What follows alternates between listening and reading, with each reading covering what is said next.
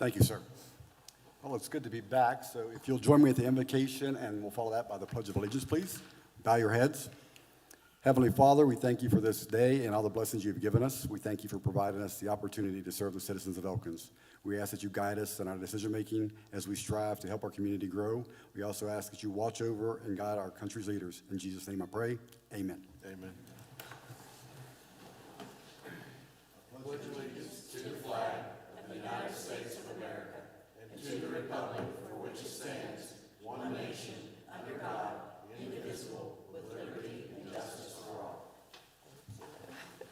And now call the meeting of the regular council to order, and we'll ask our clerk to take roll, please. Councilor Bras Fragonera. Here. Councilor Chenoweth. Here. Councilor Kwanzo. Present. Councilor Guy is absent. Councilor Higgins. Here. Councilor Hinchman. Here. Councilor Lowther. Here. Councilor Parker. Here. Councilor Severino. Here. Councilor Vest. Here. You have a quorum. Thank you. We do have one adjustment tonight, but we will address that later on in the agenda. Is there anyone here tonight for public comment? If not, we will move down to the minutes portion. I'm looking for a motion to accept the minutes from the November 3rd, 2022 meeting. So moved. We have a motion. Are there any comments or discussion? If none, all those in favor say aye. Aye. Those opposed, nay. Motion carries. Thank you. In your correspondence and notifications, you have your building permits. Are there any questions on that tonight? If not, we have a presentation tonight from the Randolph County Housing Authority Executive Director, Graham Godwin. Welcome, Graham.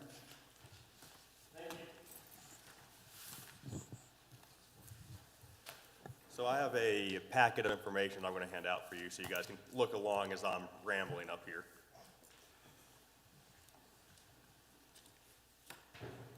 Thank you.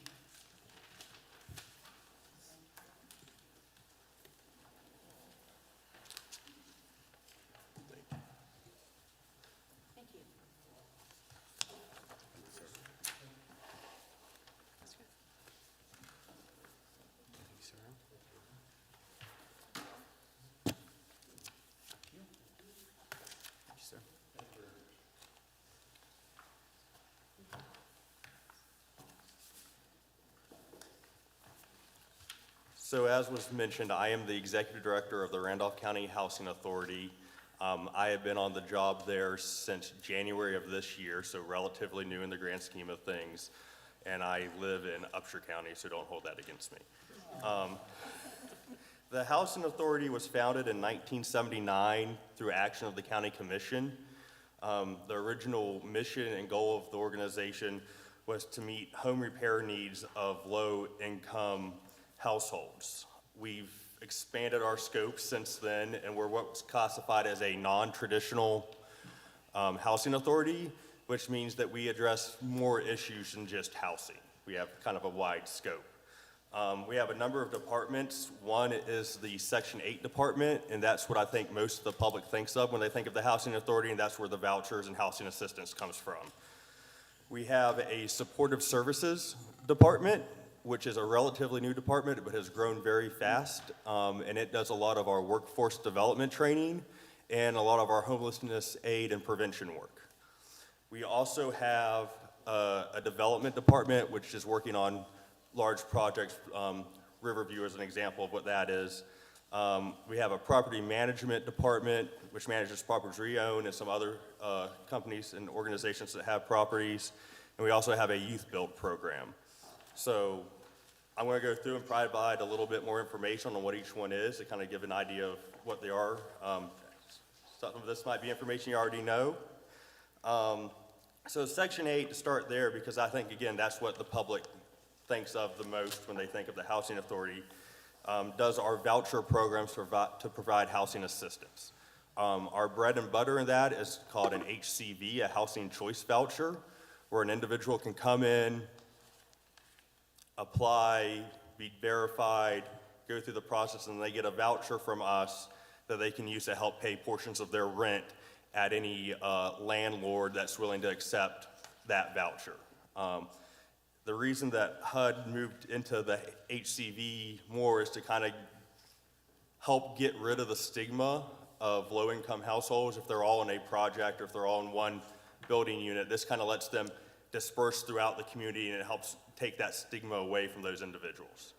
Another voucher that we have is a project-based voucher, where the HCV voucher is given to an individual to take to their pleasing.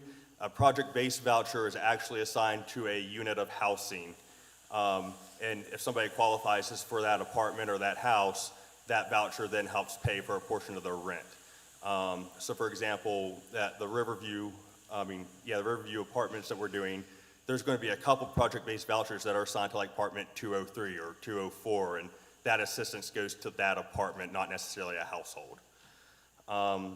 Today, I'm proud to announce that we just launched the Foster Youth Initiative Voucher Program, which is allowing us to work with individuals 18 to 24 who are coming out of or have been in the foster program in the state, and it allows us to have them get their own voucher set aside to that, but also part of that program too is to provide assistance in house counseling, financial coaching, job training to hopefully be, when they're off that program, which the foster youth voucher is only for 3 years, the goal is that they've gotten the support they've needed for those 3 years then to go on and be successful without such assistance. We also have a program called Section 8 to Home Ownership, which is if an individual's been employed steadily for a year, they can take their housing choice voucher and use it for payment on a house instead of just continuing to rent. We've had success with that. We have a couple in the pipeline. Early this year, we had a gentleman go through that, and his whole motivation to getting his own place was so he had a lawn for the dog that he had to play in. But he went through, did the counseling, got a job, and through partnership with us and the Home Ownership Center, now has a house of his own. We also have a program called FSS, which is Family Self-Sufficiency. In the Section 8 department, that's a non-required program that people can opt into to get certain credit counseling, house counseling, job counseling, while they have a voucher.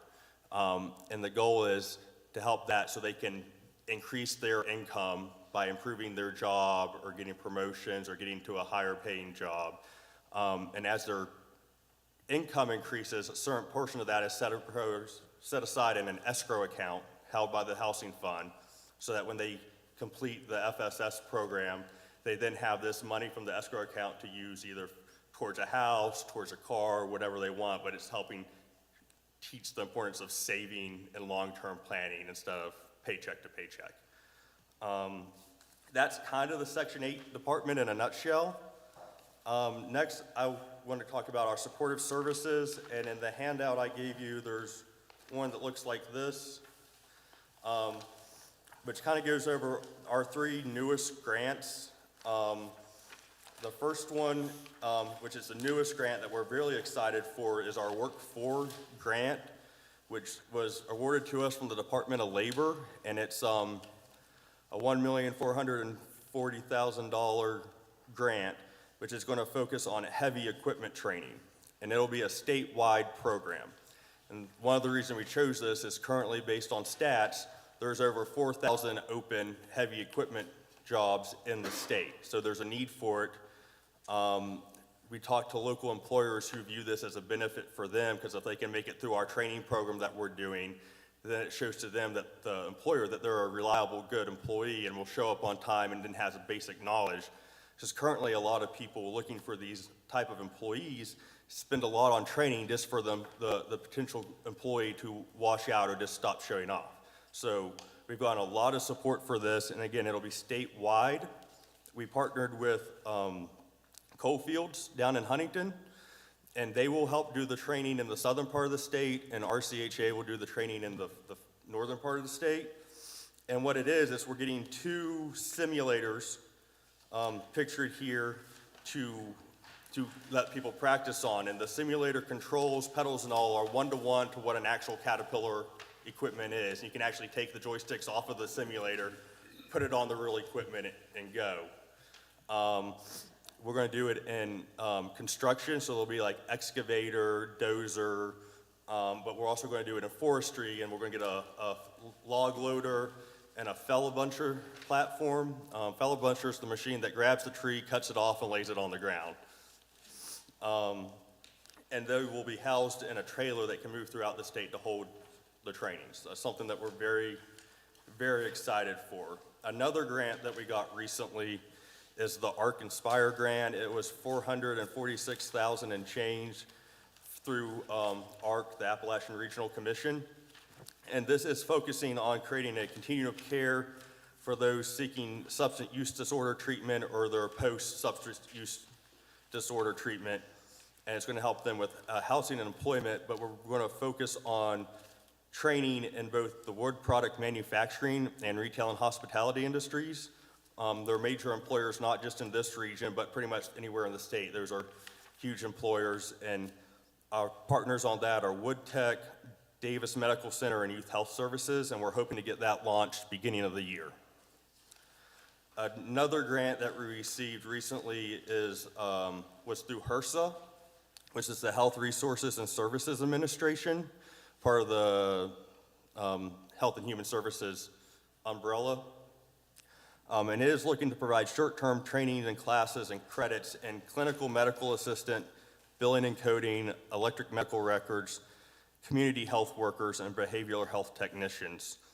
We partnered with both Davis and Elkins College and Davis Health Systems for this.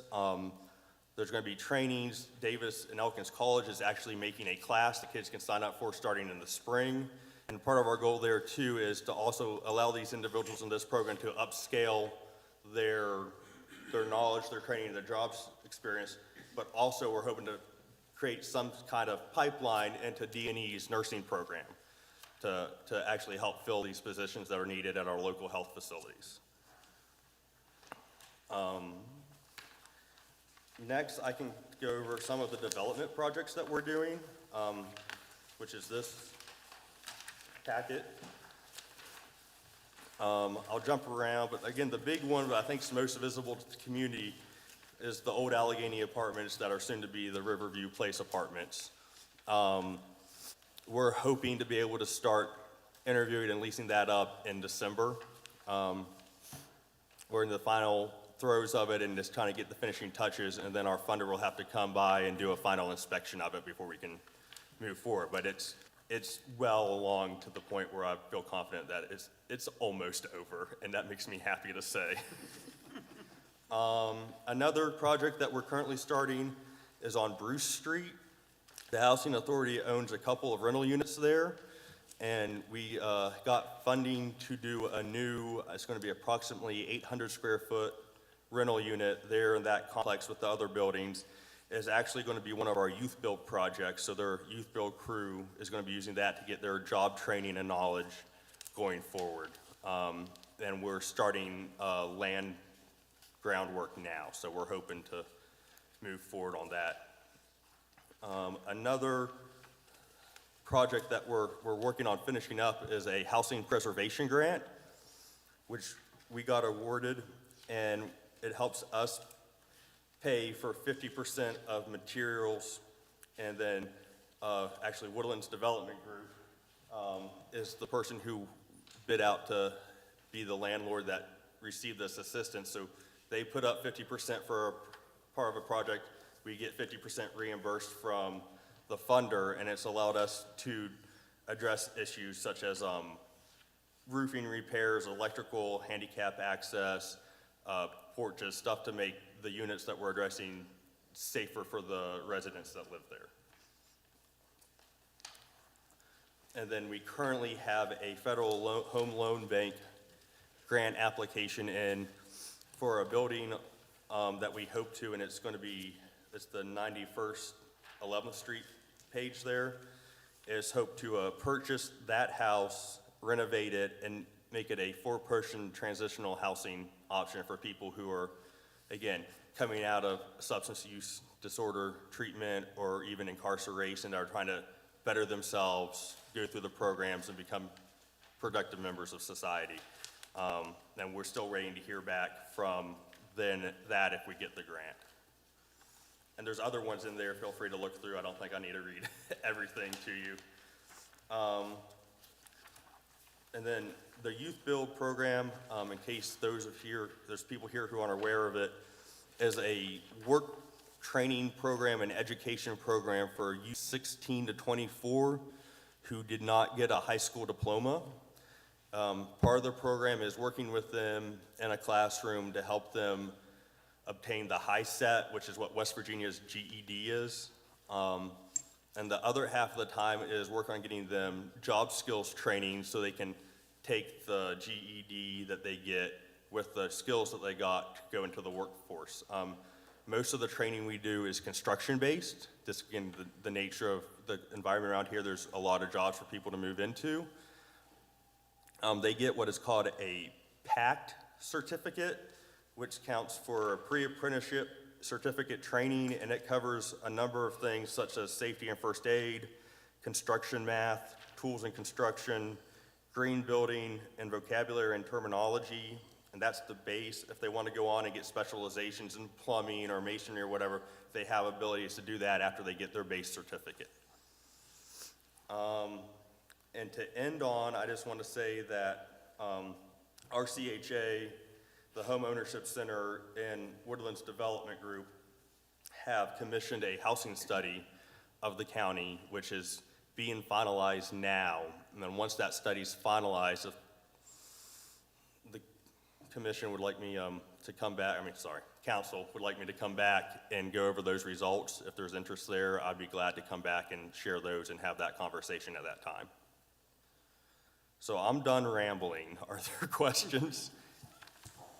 Are you going to have any open houses for any of your housing projects or apartments? Yes, we're going to do an open house probably in January, I think, for Riverview. I know it's not our project, but Woodlands Development Group, which we help manage some of their things, just had an open house for Firefly. Was that 2 weeks ago? 2 weeks ago. Usually if we do any type of large project that's more than like a single house renovation, we try to do some kind of open house so the public can see what work's going on and what the funds are actually being used to do. Once I know the exact date of the Riverview one, I'll be sure to let the council know. Well, Graham, I just want to thank you for what you and your agency does for the community, not only Elkins, but the greater Elkins area. And you guys have been a vital part of our task force with the warming shelter, letting us use Jennifer as a grant writer. So thank you from the bottom of my heart on that one. Like I said, you guys have been a tremendous partner there. I appreciate that, and I just wanted to take this time to show that I think we're doing a lot in the community, and I don't think all of it's always seen. Right. So, I mean, there's a reason I come to work every day. Absolutely. Are there any other questions for Graham tonight? I'm so excited with your last comment about doing the housing study because the city of Elkins is just getting ready to update its comprehensive plan. Yeah. And so while you were talking, I was thinking, boy, I really need to find out what the housing needs are so we can include that as part of the comprehensive plan. So that's perfect timing. I'll be excited to get those results and, ask for a lot of your input as we progress with that project. We commissioned that study about a year ago, and it's just now in the final wrapping up. We've even got some Fabulous. preliminary reports on it, so I would be glad to share that information once it's final. That'll be great. Thank you so much. Oh, and I had a question. For the Learning Center, where is this location? That is out on the 5-lane. It's 5-lane. It's the old Federal Fish and Game Building. Oh, yeah, okay. And we will start moving into it next month with the plan of having the Supportive Services Department operating out of it completely at the beginning of the year. Fantastic. Great. Thank you. Hey, I wanted to ask a question too. You'd mentioned that you're looking at the house on 11th Street for transitional housing. And I have met and worked with some individuals that have come out of the sober living facility on Central, and it's been largely beneficial for them. In their own words, they tell me that. I just wondered, do you have any affiliation with that facility at all, or?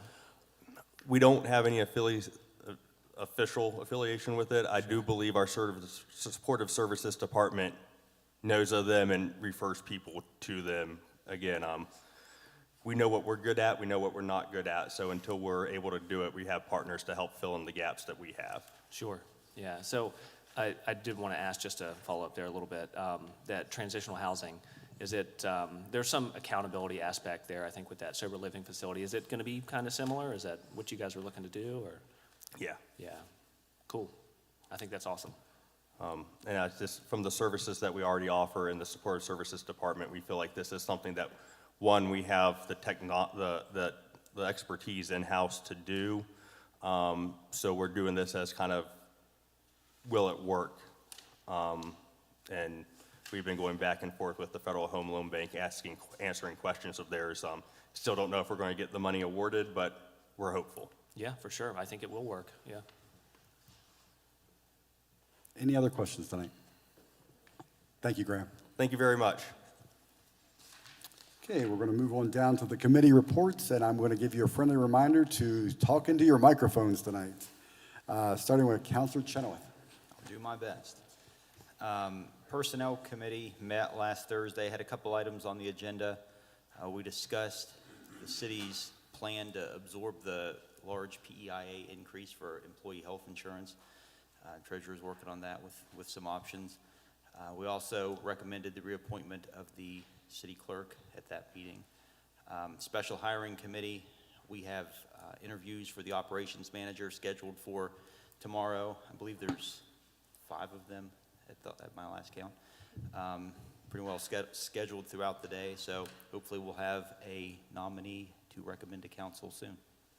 That's all I have, thanks. Thank you, sir. Councilor Henchman. Okay, Finance met on November the 7th, and we went over the renewal cable financial agreement with Optimum, and no action was taken on it. There was additional information that Suddenlink had to provide, so that was backed up until they could get the information. We also went over the compensation for the new human resource position. No action taken there either. We discussed the city clerk's compensation. We went over the contract with TerraFlora, which we have in our packet tonight. We had discussion on equipment purchase for the street department, and no action was taken in that one there. We also had discussions on 5 River Street, the property there. And our next meeting is the 28th of this month. Thank you, sir. Councilor Severino. No report. Thank you. Councilor Higgins. I have no report. Thank you. Councilor Lowther. Parks met last evening, no major agenda items, just cleaning up after the Forest Festival, getting leaves gathered up in all the parks. Some work around the big pavilion in City Park will be starting to take place. We have a contractor, and due to some COVID issues, he had to step back for a little bit. But other than that, parks are pretty quiet right now. I will say, if you haven't been by Glendale or Riverbend, you need to check out the trails because they've refinished them and they are amazing right now. So fantastic work from Parks. And I do believe that the new bleachers at Bluegrass should be under construction sometime by the end of this month. Great movement. Appreciate that. Thank you. Councilor Brosford-Ganera. Rules and Ordinance met last week, and we started plowing through our incredibly large animal ordinance, and it's a really cool process to look at some of the antiquated language that we had in there before, delete some of that, and we're looking at ordinances from other towns throughout the state, trying to find the best language that we can, and it'll be probably at least 2 more months of meetings to get through that. Our December 14th meeting at 9 o'clock, we will be continuing in on that process. And I would like to also point out, I have nothing to do with this, but the Elkins Historic Landmark Commission did order the plaques for the Weiss Historic District. And They are just in the new batch, so I'd like to thank them for their work on that project. Thanks. Thank you. Counselor Kwanzo. Good evening. Let's see, Tree Board, I think that we have 2 reappointments this evening that I'll ask council to recommend those folks to continue on the Tree Board. And Municipal Properties met on Wednesday, and any action that was taken in Municipal Properties will be discussed by Melody, so I won't duplicate that. So that's all I have this evening. Thank you. Thank you. Counselor Vest. The ad hoc audit committee last meeting was canceled this past week. Next one will be December the 13th at 1 o'clock. Thank you. And Counselor Parker. Public safety met this week. We had a great time. We spent our time primarily prioritizing the properties that we have in our list for demolitions that were a part of the 12 that were listed in the DEP grant that we received, to make sure that we were on track with where we wanted to be, and that the demolitions that we chose to go with first would offer the greatest opportunities for infill development that would in and of itself have a greater impact on our neighborhoods. We picked out the top 5. Our city attorney and our code enforcement officer are making sure that we are legally compliant in every respect before we tear anything down, for which we thank them. And at next month's meeting, we will review the rest of that list and prioritize those. We also put 1 or 2 more properties on our radar in that meeting that where we're hoping that we don't have to do the demolition. Let me just put it that way. But anyway, we are working with the owners, and we'll proceed from there. But it was a good meeting. Thank you. Okay, moving down to staff reports. We have our Chief Wastewater Operator, Whitney Himes. Welcome back, Whitney.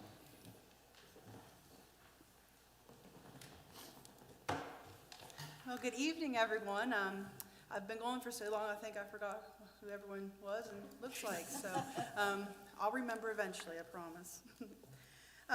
The first thing I want to say is thank you for you all being patient while I've been off. It's nice to have a place of employment when things happen that employee necessities come first at times.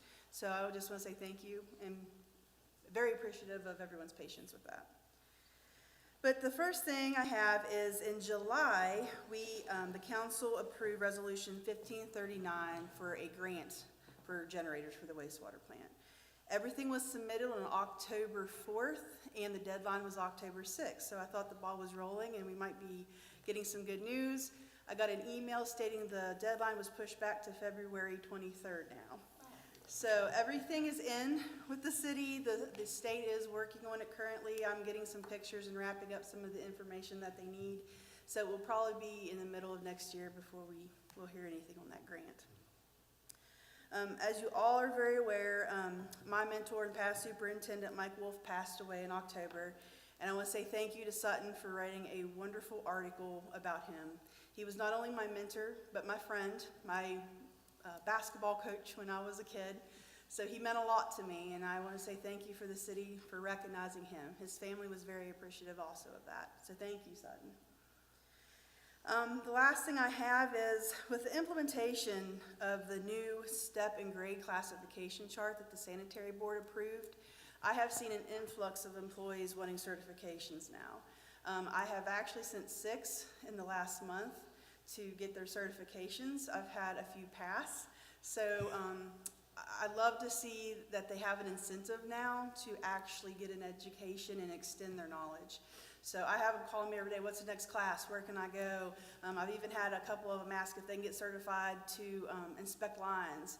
And so they're really energetic now, and I just think that helped them push forward and want to better themselves.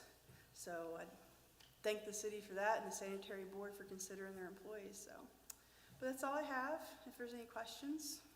Well, I'm glad you're not coming back and saying we have 2 more openings now, so No, that's a plus hopefully for we're us. full, and I hope they all stay, and I think they will. So. That's great news, thank you. All right, Great. thanks. Okay, Chief Bennett.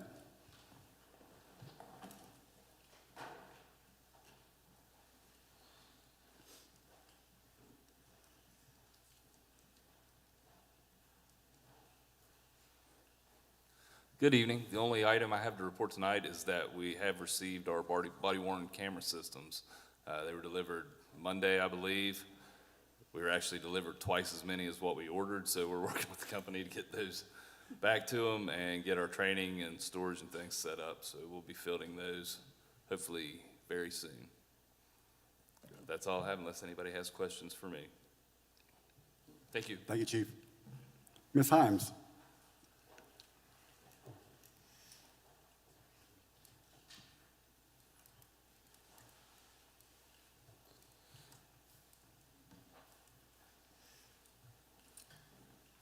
Good evening. I have some good news to report. Getting ready to send out the contract to get the elevator motor removed and sent off to get repaired. So we did discuss that in municipal properties. Tracy and I looked at the budgets to see where that's going to come from. So that's the first step. And then the company Otis will come in and remove that motor, then ship it off or transfer it to the repair shop. Then we will have to sign another contract for them to come back and put it in. So that cost, we're not sure what that will be yet or what the repair cost will be. So I can keep everyone updated on that. We hopefully get it moving soon. The last issue that we thought it was with some electrical was not the problem. So it's the motor. We had the streetscape stakeholder meeting for the master plan last Tuesday. This Tuesday, today's Thursday. Jessica and I have been working on that with GAI Consultants. We had a great turnout for the stakeholder meeting, so a lot of folks came and got to give their input for what their feelings are, and I know a hot topic was the depot area and that location there. So after that meeting, it actually brought up some reminders that we had applied for a TA grant several years back. I think in 2018, I worked with Dave Cutlip on that for improvements there. So it kind of, even though we were thinking we'd sent them everything, it helped us remember. So I got that information to them as well. So that's going to be helpful for them to look at. Municipal properties, what else? The Darden House leases, we discussed those at the meeting. I've got all of the meetings scheduled for the tenants for next week. So I'm going to meet with the Preservation Alliance of West Virginia to discuss their lease as well as discuss some of the issues at the Darden House. And they're going to help us work on maybe applying for some grants to get some things repaired there. So we're going to work with Logan Smith on that. And then I'm going to meet with the other tenants the following week. So we're looking at the rental fee as well as we calculated all the utilities. Tracy got us that information from the past history. So we're looking at increasing some of the costs there for that. And the internet is hopefully going to be installed there soon. Craig, our IT contractor, has been working on that. So we also discussed the sanitation garage. So we've moved on that. With Bryson Van Nostrand, we met, I might have reported on this the last meeting. We met with Bryson, the supervisors in the sanitation department, myself and Shanna. The guys want to add 1 bathroom, so he's going to kind of mix some things up there. Tim said 1 bathroom for 11 guys is probably not adequate, so Bryson just needs to make some adjustments, and then I think we're going to just look at getting that lot cleaned up and starting hopefully to bid that out this spring to get that built on Baxter Street. So it'll be close to the water department in the street and central garage location, just right there. We also met with Bryson about the HVAC. So we're moving on the plans for that, and he's working on, he meets with Jessica and I.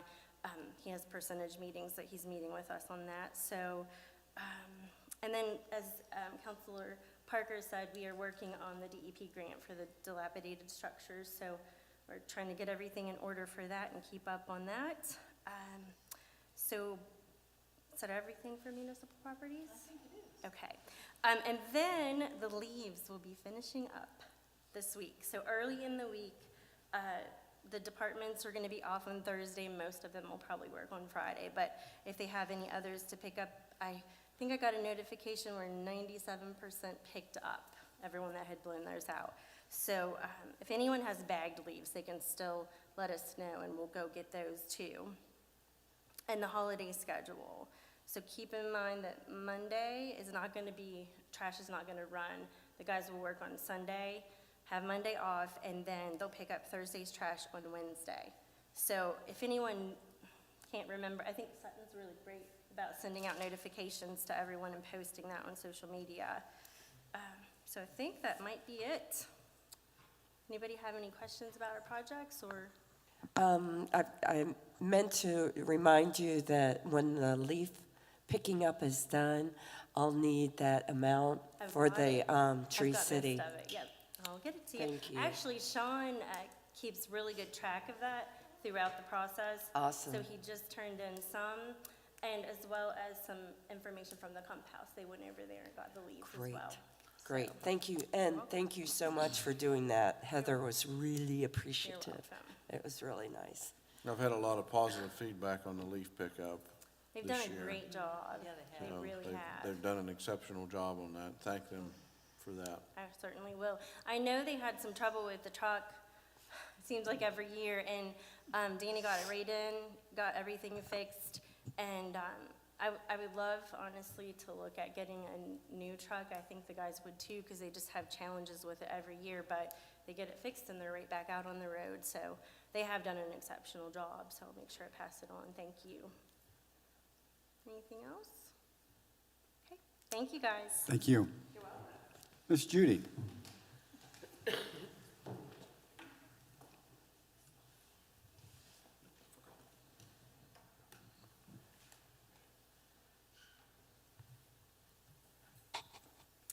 Good evening. In the treasurer's report, you have the October summary for the general fire, landfill, sanitation, sewer, and water fund.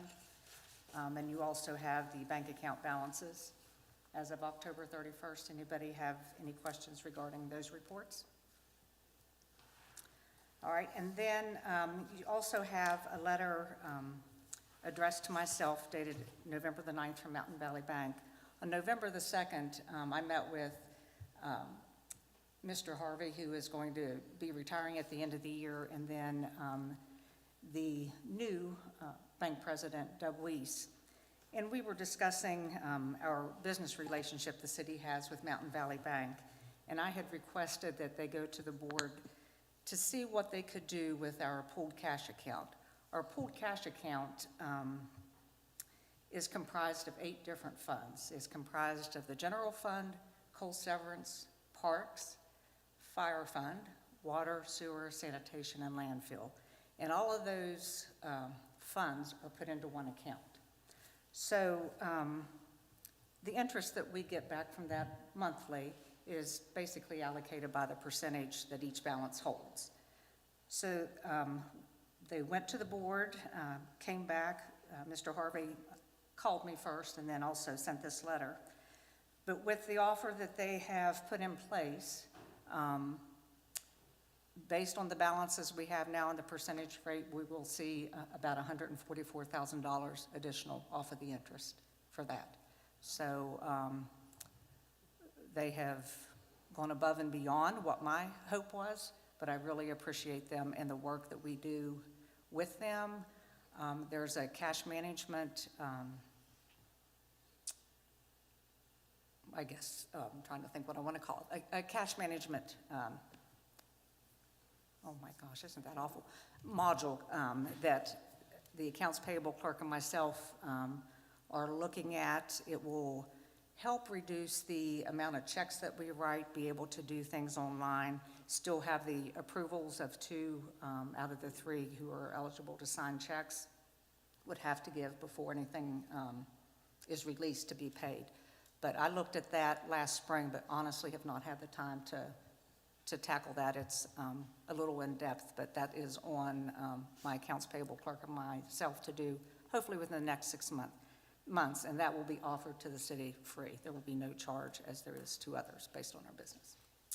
But that's all I have right now. Anybody have any other questions? Yes, Tracy, will Yes, sir. the rate be adjusted? Yes, as- it'll fluctuate, yes, just Okay, as the rates do now. Based upon, Mhm. okay. Yes. Any questions, others? Thank you very much. You're Thank you. Awesome. Chief Himes.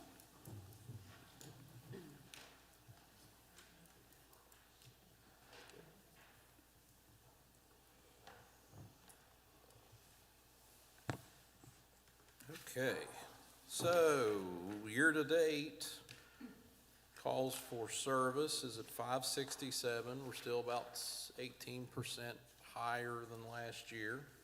I did get a phone call from Columbus today. All the maintenance issues with the ladder truck have been corrected, and it is ready to come home. And because things took a little longer than expected, they're going to deliver it. We don't even have to go get it. So that really helps considering guys' availability over the next few days. Not to steal any of Graham's thunder, but the department did a walkthrough down at Riverview Tuesday evening just to refamiliarize us with new layouts and new features that we haven't had over the years. I was, having been the fireman on duty when there was a fire there many, many years ago, I was pleasantly surprised with what they have now. They got a lot to be proud of down there. And the other thing is, if anybody has any questions for any further clarification, because Jessica did a wonderful job with Resolution 1582, I'll be happy to answer those for you.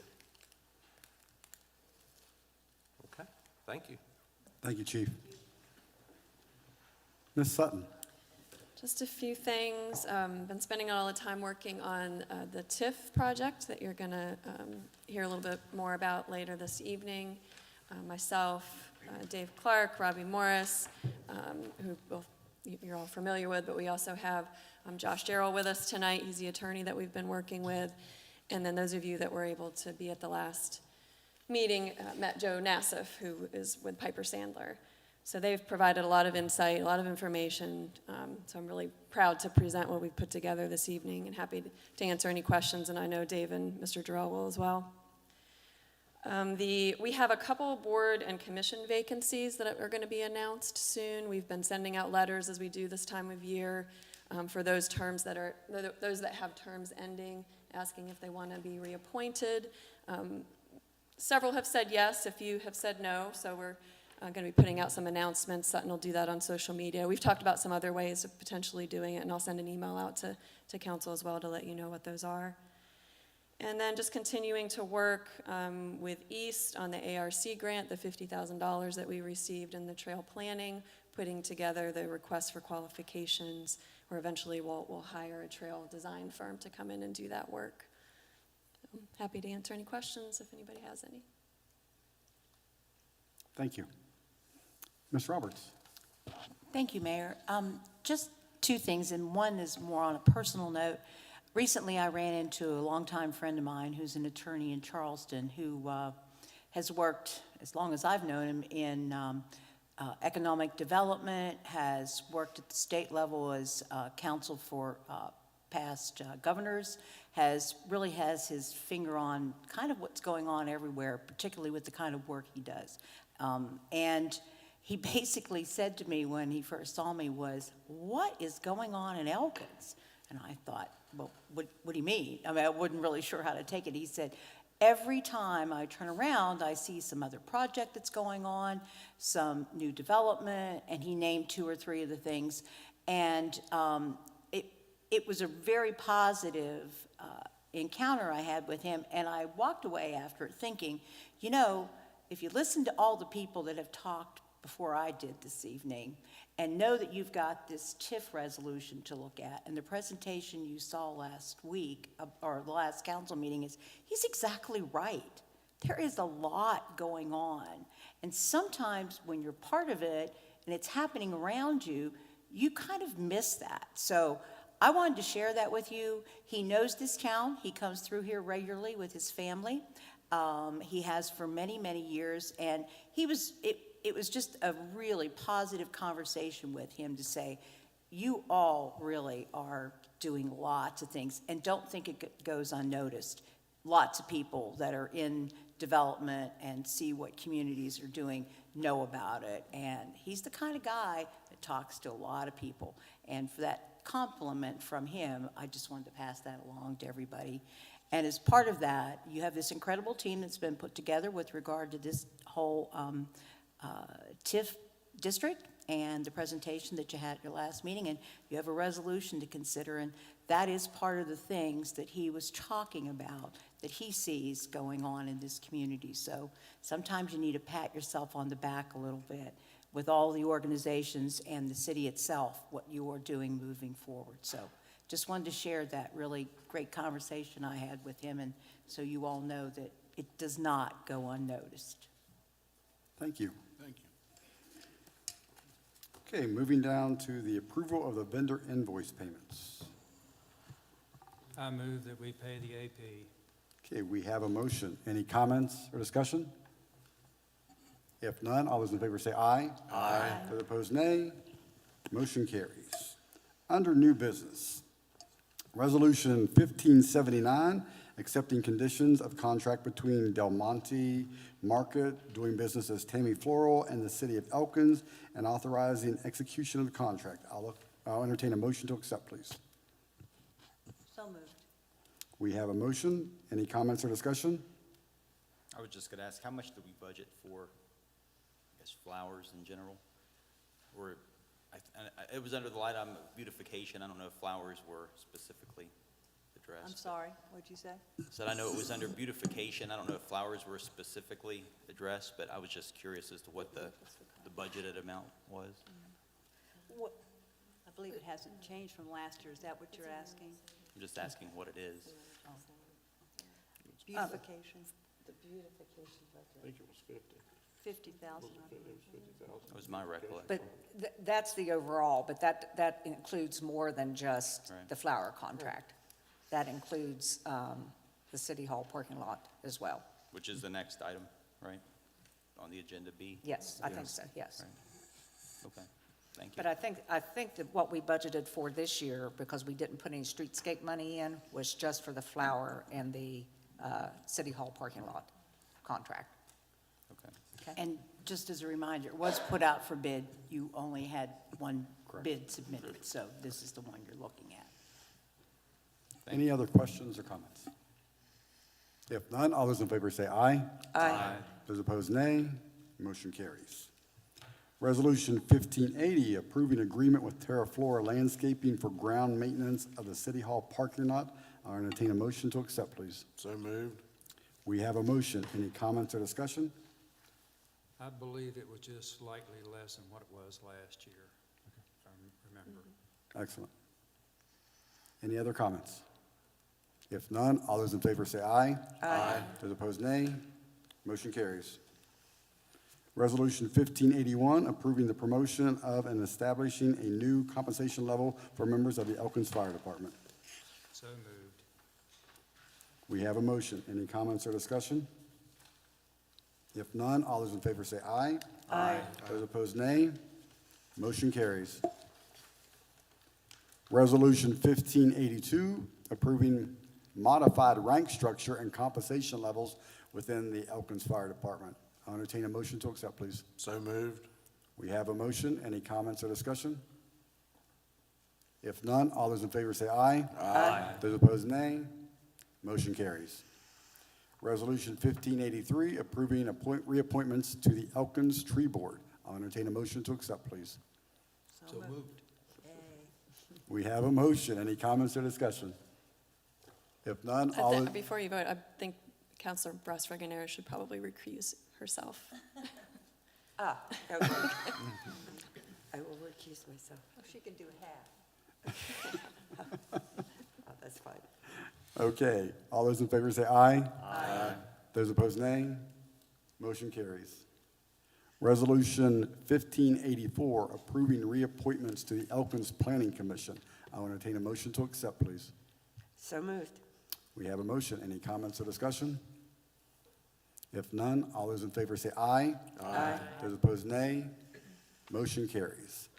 Resolution 1585, to consider and act upon a proposed resolution regarding the setting of a public hearing date with respect to the proposed creation of the new tax increment financing district in the city of Elkins, West Virginia, the city, to be called City of Elkins Redevelopment District Number 1, the TIF District, and 2, public infrastructure projects and improvement within the TIF district and TIF projects set forth in the tax increment financing application, the TIF application for the TIF district submitted by the city. Just so you know, that was not me that wrote that. Like, welcome back. Oh, my goodness. I will entertain a motion to accept. Please don't ask me to repeat it. So moved. Okay, we have a motion. Any comments or discussion? Yes, I have a few comments. I have several questions on this.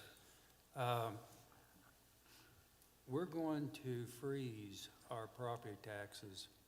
Let's just say we just over $1 million. So if we're going to freeze it for about 30 years at $1 million. Hopefully, we will get B&O taxes and other taxes to compensate that. My concern is, what if next year we come back to, and there's an amendment to again, and it passes? So we're $250,000 to $300,000 in the hole. So that is one of my concerns, is they're not going to leave that alone. So the others that I have is, okay, we invest the money. Is there a vehicle in there to be able to get the money to our enterprise funds? Because the city of Elkins cannot give our enterprise funds money except for short-term loans. So that is a concern in there too. If we don't come up with the money, where does the money come from? Does it come out of the stabilization fund? So those are some of the things that I have concerns about. And once we invest in a particular project, who owns it? I mean, do we own it partly or wholly? Can I address some of those questions if you like? Regarding Amendment 2, it's possible, certainly possible, that the base, or we could lose personal property taxes if that were to pass, as it was, proposed this year. It doesn't affect real estate taxes. The city would take a hit if that happened, absolutely. But what you're doing is taking these funds, these property taxes, and setting them aside for specific purposes, projects that you've deemed to be important, valuable to the city, and that are going to also drive economic growth in the city. As you mentioned, hopefully that will increase hotel motel tax, it'll increase B&O tax, increase sales tax, things that could be used to compensate any potential loss of personal property tax if something like that would pass. It's a complete unknown. 30 years is a really long time. You're right about that. You don't know what's going to happen, but Elkins is not the first city to ever do a TIF, and we probably won't be the last. I think it's a tool, one of the few tools that is provided to municipalities, particularly given the recent restrictions on annexation that we have to sort of secure funds for particular purposes. So there's a lot of unknowns, a lot of things that could change in 30 years, and we can't predict everything. As far as the question about the enterprise funds, these TIF funds can be used, and in many cases are used for infrastructure. You couldn't take money, and you can correct me if I'm wrong about this, Mr. Jarrell, you wouldn't take money from the TIF fund and just deposit it into an enterprise fund. That's not how that works. You have to identify the projects, but you can spend money on things that you may otherwise be spending out of your enterprise funds. Like if you're laying water lines, you can use TIF funds for that purpose as long as it benefits the public in some way. But you're not just transferring money from a TIF account over into an enterprise fund Or like account. payroll, you couldn't do it just for payroll or something like that. No. It's project specific, but it's project money that you don't have to take from those funds. I'm not sure about what your question was about the stabilization fund. I don't quite Well, okay, understand we that. don't have the money. We have one project, the Taggart Valley Hotel. If we go ahead and commit, and let's just say we borrow $1 million and set it aside and get ready, do the bonds and everything, and nothing happens, We are not borrowing any money. okay? Because I saw in there where we were going to do stuff with bonds. It's possible that you can bond in the Okay. future, yeah. I mean, you would do bonds for specific projects, just like you do for the bonds that built the water plant or that have done things for your wastewater. I mean, that's a vehicle, that's a financial vehicle that you use to fund projects like that, or to, for instance, when you bought the Baxter Street Garage and you're financing for the sanitation garage. You use bonds for projects, and there's no absolute guarantee that that's what you're going to eventually do in this. So this whole concept of tax incremental financing has been around since the 50s. It's not new. I mean, other states had been using it long before West Virginia did, but when Class 3 cities like Elkins got this opportunity, because if you'd done anything like this previously before the law changed, you'd have to have done it through the county. And so this is a real boon for smaller communities that, you know, places like Wheeling and places like Charleston, South Charleston, Huntington, have had this ability. This is new to a smaller community, but I know you have, I think I'm getting from your questions, Mike, you have some real concerns about, are we committing funds or committing to some project that there may not ever be money to pay for? Is that, I mean, is that sort of the gist of it? Yeah, that's part of it. And we apply for the TIF funds, and we have 8 projects. So what happens, is there any penalties if we only do 5 or 6? You mean, I'm sorry, go ahead. No, Jessica. you're only going to do projects based on the projections of your TIF.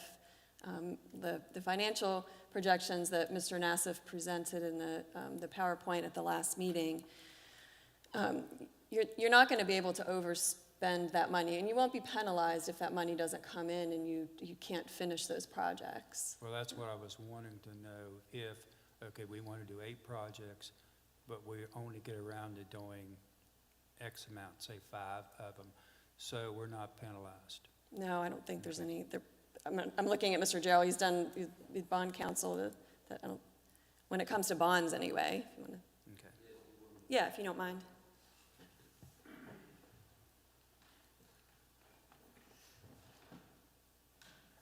Good evening, everyone. Is that close enough to the microphone? So, yeah, I'm picking up there's some apprehension here because it's new concept here, but as she mentioned, it's been around for a while. It's been pretty actively used throughout the state. It's not commonly used in the smaller cities. Until recently, it wasn't possible to do that without the county's blessing. But the proceeds of the bonds are, let me back up. So you are going to create a TIF fund that's going to be funded with incremental property tax revenues, okay? And when you issue the bonds, they're secured by a pledge on that account. If that account is insolvent for some reason, that's the only place you could go to get, these are special limited obligation bonds. So the city isn't pledging its general funds for these, okay? Trying to think, what was your other question, sir? Well, while you're on that thought, can these funds be used as match? Yes, they can. So if we want to do the Davis Street Bridge, which is a $10 million project, and we come up with $1 million in the fund, then we can go ahead and do the project and point it towards that particular project. Yeah, so, Assuming that we're at 10% and they're at 90. yeah, just to clarify, what we're here for today really is just kind of do the first step on creating a district. The city's under no obligation to create the district, and it's certainly under no obligation to issue bonds. But in order to get to the point where you would be issuing bonds, you got to start with this resolution we have before you to set a public hearing, which would provide an opportunity to the public to comment and express their views, and then the city council would decide whether to approve the application that we've prepared, and then it would be submitted to the State Department of Economic Development, who would review it. If you get to the point where we create the district and bonds are issued, and I believe under Joe Nass of Piper Sandler's predictions or financials, they're not anticipating, if bonds are issued, to even happen until 2024. But at that rate, you are anticipating a certain amount of revenues that have been modeled to go into your account. If you have, you're asking about match. If you have TIF obligations that have been issued, you got to pay for those first. If you have excess revenues, then you can apply that to other eligible projects. A match on a federal state grant would be one of those. Does that make sense? I do. I'm in favor, but I still have those particular feelings that I needed to express. Now, is there any way that this affects our stabilization fund? In other words, we've got, do you know, Tracy, if this particular fund or any other fund is a problem with our stabilization fund to where it could be? No, as I understand, this has nothing to do with any of those other funds. No. Okay, so it's a separate one that wouldn't. That's So we correct. could have 25 million in the fund and then go ahead and do something, okay? Yeah, so the concept of TIF is you have a base amount that is established and certified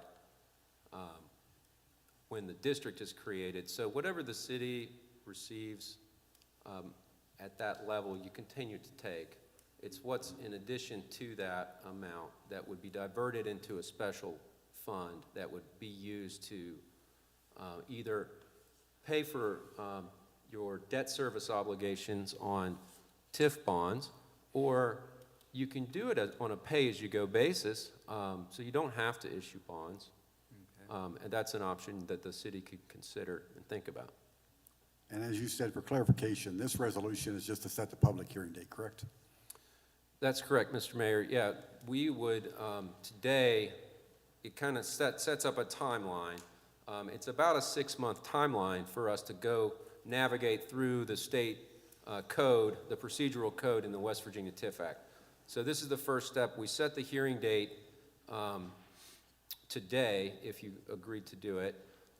Tomorrow, or by Monday, we would notify the levy bodies. Under the statute, we have to notify the county, the school board, and the state that you're considering establishing a TIF district. Send to them a copy of our proposed public notice, which is attached as an exhibit to your resolution.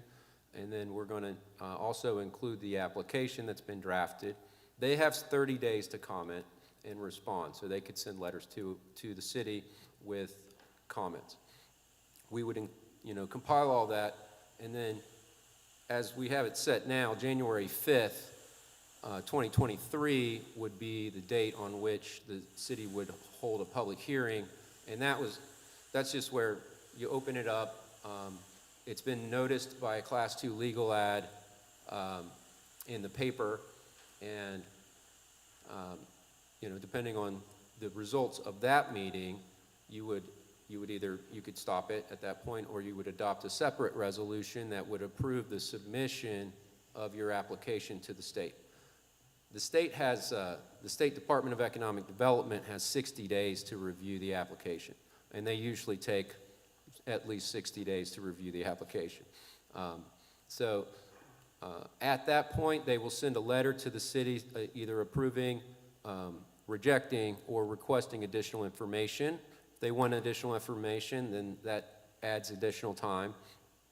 But once it's been approved by the development office, it just goes into your standard protocol for adopting an ordinance. So we would have 2 readings of the ordinance, and upon the second reading, the ordinance would create and establish the district. The district would be, it would be in place. We know the boundaries at that point. Those are still being a little bit massaged. I think we have a map that's in your packet, and the parcel, tax map and parcel information has not all been provided to us yet, so that's still being compiled. But we'll have a really good understanding at that point what's going to be in there, how much real property, how much personal property, class 2 and 4 properties are going to be in there that we can anticipate, what it's valued at, and then what Joe's, who's not here tonight, but what his firm does is they look at the projects that are planned. So your TIF projects are public improvements. These things have to be public improvements. So infrastructure, streets, lighting, parking. In your plan, we're looking at riverfront beautification and development, trail systems, and then your industrial park, the Randolph County Industrial Park has some opportunities there that they want to bring in some additional infrastructure to support it and improvements. Those are all like bread and butter, blocking and tackling TIF projects. But they're not privately driven projects. And also I wanted to clarify, the concept of TIF is also based upon the assumption that these things don't happen without a TIF. So you're anticipating growth based upon a lot of good things that are happening in your community right now. But the ability for the city to actually afford to do some of these capital expenditures and public infrastructure improvements are just a little too expensive based upon current projections and the availability of other funding revenue sources. So you put those together and TIF kind of can step in and fill the gap. It's a gap filler. And it's a good tool for economic development that is pretty powerful. You can really leverage that potential growth that you anticipate based on current projections to fund and finance a lot of additional growth. And in theory, you're going to bring in a lot more to your tax base over time. Are there any restrictions as far as the city partnering with or being part of a for-profit? In other words, we see an area, and let's just say they're going to put in 5 hotels, and we want to make sure that that happens. So do we have to stick with nonprofits, or do we have to stay within ourselves? Do you mean can private businesses benefit from the TIF? No, can we benefit by going in with a private entity? Yeah, there's nothing that would prevent you from partnering with the private industry. But the bonds themselves are tax exempt. If you issue the bonds, they're tax exempt bonds, so you have to maintain tax exempt status, and there's some, restrictions on how you can use certain improvements. Like, say you build a building, if you put a private company in it, that could, and you don't manage it properly, that could jeopardize your tax exempt status for your bondholder, which you really don't want to do. So okay. you would be very cognizant of that type of stuff. But no, it's very common for a private and public partnership actually this is the, in many ways, oftentimes you have a developer who's actually a co-applicant with the city, with the issuer, the city or the county. In this case, the city of Elkins is the developer. So you have right now like 100% control of everything. that you're doing. I mean, you'd also be guiding it no matter what, with you're working with the developer, a private developer. But right now, like, my understanding, at least our vision that Jessica's explained, I mean, there's going to be some participation from folks like Dave and Robbie and others in the community, but really the city is going to have a committee or some sort of mechanism that's going to be overseeing the whole TIF at this point, which is great. You know, it's very exciting. Well, thank you for the information, sir. And I think what I was trying to point out is this is the first step. So I think we're getting so far ahead of ourselves. Yeah, we're getting a little ahead of right ourselves. now I think like a that lot of we're the trying stuff to I'm vote talking. on the first step is what we're trying to do right now. So. Yes, yes. And we do have a motion on the floor. So are there any other comments or discussion at this time? If none, all those in favor say aye. Aye. Those opposed, nay. Motion carries. Thank you, sir. You're welcome. Thank you. Resolution 1586, to consider and act upon a proposed reimbursement resolution regarding the reimbursement of funds spent in anticipation of the potential approval of the TIF application from obligations to be issued for the TIF projects. I will entertain a motion to accept, please. So moved. We have a motion. Any comments or discussion? Yeah, please explain that. So if you have cost ahead of all of this, once bonds are issued and there's a financing mechanism in place, you get to recover those from Okay, these upfront costs. If you don't have this resolution, you can't. So you did something very similar when the water project was going on. There was a resolution that was drafted that said if you got these upfront costs and you had a line of credit in that case and some other expenditures, those get reimbursed. They get rolled into the financing part of this once you get to that level. So you got to have this, otherwise you can't get this money back and make it part of that obligation. Any other questions or comments? If none, all those in favor say aye. Aye. Those opposed, nay. Motion carries. Aye. Resolution 1587, accepting conditions of agreement with Spillman, Thompson, and Battle for the development, approval, and creation of a new tax increment financing district and authorizing execution of agreement. I will entertain a motion to accept, please. So move. We have a motion. Any comments or discussion?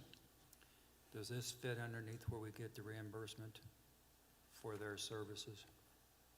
It can, potentially. These are some of the services that could be reimbursed, yes. Any other questions or comments? One other quick one. I know. No, you're fine. You're good. Mike's on How- fire tonight. Tracy, where's this money coming from? Where's it being budgeted from? I will defer to Jessica on that because I've not been part of the process. It can come from contracted services, I think, either if that's available in City Hall contracted services, or potentially out of the clerk's contracted services, because I may have some funds still available there. Okay, thank you. And there's a cap on it at this Yeah. point of a maximum of 10,000, so. $10,000 plus Right, expenses. right. Any other questions or comments? If none, all those in favor say aye. Aye. Those opposed, nay. Motion carries. Okay, down to mayor's comments. First, I want to thank our city clerk for covering the last two meetings while I was out. It's good to be back. I also want to thank everybody in City Hall that kept the ball rolling and didn't blow my phone up too much. I said I was out 2 meetings ago for the West Virginia Municipal League Board of Directors meeting. That was actually very, very successful. We were asked to co-host that with Buchanan, so it was very entertaining and a good time. A lot of good information shared there. And I think Rachel did send information out to you guys based on what the Municipal League is proposing to support. So you did get that. Last week, I got to participate in 2 separate Veterans Day ceremonies, and those are very, very special to me. So I got to do one at Midland Elementary School, and then, of course, at the American Legion. My father and a lot of my family were veterans, so that's something that was near and dear to me. So taking part in that was just a very, very special day for me, actually 2 days for me. As we're approaching Thanksgiving, I'm going to go down my list real briefly here. First off, for my family supporting this endeavor for me that I'm involved in right now. And I'm still having a good time. A year and a half later, I'm still smiling and having a good time. And I will credit our employees, our administrative staff, and our counselors for that. I feel like, and I've said it before, I feel like I'm part of a real amazing team right now. And seeing the movement, as Jerry said, in the city, having other people approach me and say, Elkins is making progress. And we have council, we have admin officers right now, and we have employees that are so dedicated to addressing issues and not just ignoring them and hoping they go away, not kicking the ball or the can down the field, and saying, okay, there's funding out there, let's identify funding sources, let's make things happen. So thank you for letting me be part of your team. I appreciate that. Like I said, I've had some dynamic conversations since I've been back on being on leave. Very entertaining, Dave, you in particular. So I just want to say also thank you to the community when you come up and say, thanks, you guys are doing a great job. And I always say, I'm not doing any of this alone, because without you guys, I really couldn't do it. But I do appreciate the community support and their faith that they have in us right now. And to the elected officials, God bless you for putting yourself out there and putting a target on your back, because we take some hits now and then. But you know what? We're doing the right things at the end of the day, and I know that. I'm also thankful to our community partners that we have. And, you know, we have a few of them in the crowd right now, and without you guys, we couldn't be successful. It definitely takes a community, and I'm loving that. So in closing, I ask that you keep our sheriff, Rob Elbin, in your thoughts and prayers. He had an accident moving some furniture and broke his leg in multiple places. Underwent surgery yesterday, so if you would, please keep him in your thoughts and prayers. And with that, I will ask if there's any other alibis. So moved. Oh, okay, no alibis, so we adjourn.